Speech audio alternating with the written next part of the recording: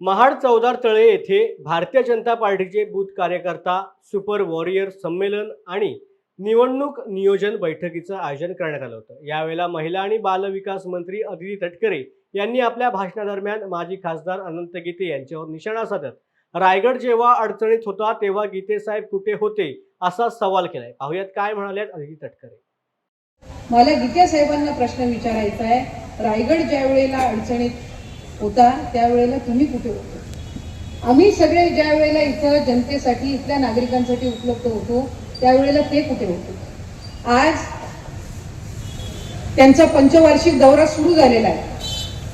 2014 मध्ये त्यांचा पहिला दौरा त्या ठिकाणी त्याच्या आधी त्यांना 5-6 वेळेला या जनतेने खासदार म्हणून निवडून येण्याची संधी दिली, प्रतिनिधित्व करण्याची संधी दिली।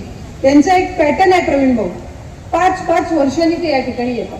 2014 मध्ये आले, नंतर डायरेक्ट 2019 मध्ये आले। मधल्या कालावधीमध्ये ते विसरले की ते मोदी साहेबांच्या नेतृत्वाखाली अवजड उद्योग मंत्री होते।